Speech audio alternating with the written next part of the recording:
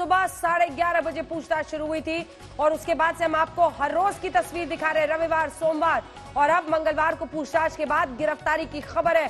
और ये खबर सबसे पहले हमारे सहयोगी अरविंद ओझा ने हमें दे दी थी। अरविंद, आपके पास आते हुए रिया चक्रवर्ती की गिरफ्तारी का इस पूरे मामले में, ड्रग्स से जुड़े मामले में हुआ है, इसका क्या मायने है और कैसे ये केस आगे बढ़ता हुआ देख रहे हैं आप? और माना जा रहा है 10-15 मिनट में बाहर निकलेंगी मेडिकल चेकअप के लिए। जी बिल्कुल, देखिए 10 से 15 मिनट और लगना है, जो भी जानकारी मिली है रिया चक्रवर्ती बाहर निकलेंगे। लेकिन मैं यहाँ एक चीज का जिक्र करना चाहता हूँ अंजना। देखिए, आज तक ने जो खुलासा किया था, आप भी उस वक्त बुलेटिन में थी, वो खुलासा सबसे अहम हुआ रिया चक्रवर्ती की गिरफ्तारी में। और आज रिया चक्रवर्ती की गिरफ्तारी हुई, वो खुलासा था रिया चक्रवर्ती का खुद उनके भाई शोभिक चक्रवर्ती के साथ व्हाट्सएप चैट 15 मार्च 2020 का, जिसमें रिया चक्रवर्ती ये कहती हुई दिखाई दे रही थी कि वो दिन में 4 बार सिगरेट पीता है। वो नॉर्मल सिगरेट की बात नहीं हो रही थी। कैमरामैन संजय, आप तस्वीर जरूर दिखाइए उस साइड की जहां कॉन्वॉय तैयार हो रहा है, रिया चक्रवर्ती यहाँ से निकलेंगी। आपको बताऊं, उस व्हाट्सएप चैट में बाकायदा ये रिया चक्रवर्ती बोल रही थी कि दिन में 4 बार सिगरेट लेता है। शोभिक चक्रवर्ती कहता है कि वो बड अरेंज कर देगा। देखिए, ये बड अब मुंबई में कई लोगों की मुसीबत बन सकता है। ये बड एक तरीका का रिफाइन जो है वो मैरिजुआना है, जो विदेशों से आजकल मुंबई में काफी बड़ी तादाद में आ रहा है इलीगल तरीके से, और खासकर बॉलीवुड सर्किल में और पार्टी में काफी ज्यादा प्रचलित है। वो बड की बात करता है, जिसके बाद रिया चक्रवर्ती करती है कि ओके ठीक है, वो अरेंज करने के लिए कहती है। शोभिक चक्रवर्ती बेकायदा ये इंश्योरेंस देता है कि वो 5 ग्राम बड अरेंज कर देगा और उस 5 ग्राम बड से 20 से 30 सिगरेट बन सकती है। वो आज तक का खुलासा, उसी आज तक के खुलासे के बाद से ही दूसरे दिन से रिया और उसके भाई पर शिकंजा कसना शुरू हो गया था। वो व्हाट्सएप चैट पूछताछ में शोभिक चक्रवर्ती को दिखाया गया। शोभिक चक्रवर्ती ने कबूल किया कि 15 मार्च 2020 का वो व्हाट्सएप चैट हमने ही किया था। उसके बाद बकायदा रिया चक्रवर्ती को समन भेजा गया, उनसे पूछताछ हुई।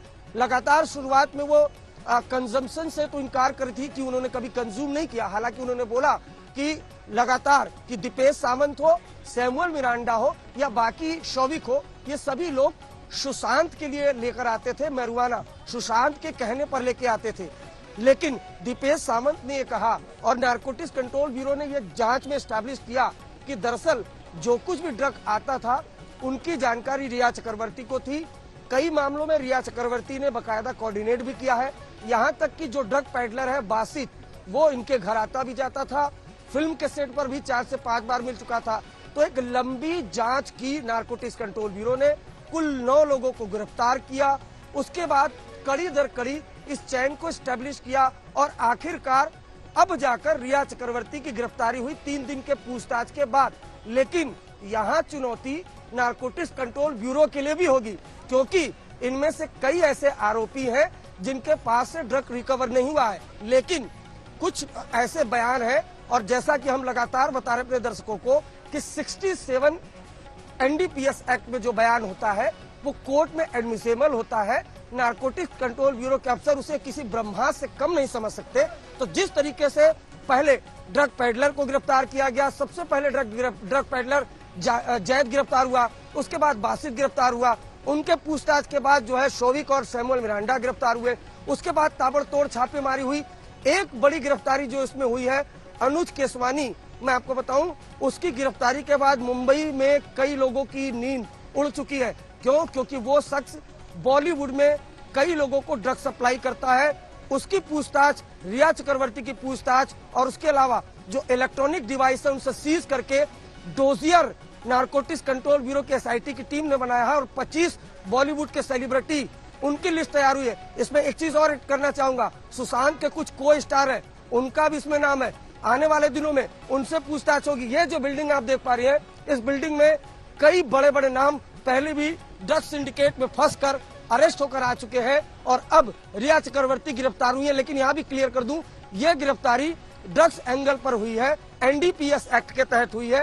इस केस में जो गिरफ्तारी थी सुशांत के ड्रग्स कनेक्शन में, कौन कौन ड्रग्स लेता है, कहां से ड्रग्स आता है, कौन बेचता है, कौन खरीदता है, इन तमाम चीजों की जांच चल रही थी।